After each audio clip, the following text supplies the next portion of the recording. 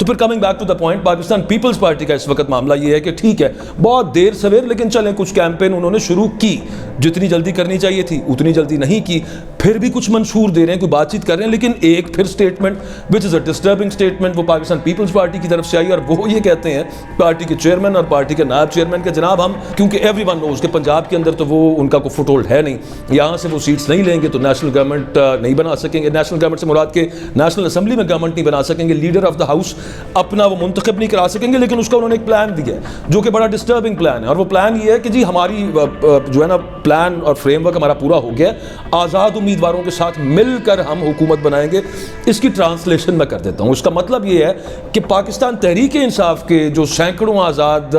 उम्मीदवार मैदान में होंगे, उनमें से जो जीतेंगे उनको हम अपनी तरफ लेकर आएंगे, वो चाहे डरा धमका के हो, चाहे वो जैसे 2018 के अंदर जहांगीर तरीन साहब का तैयारा इस्तेमाल हुआ था, चाहे वो उस तरह से हो,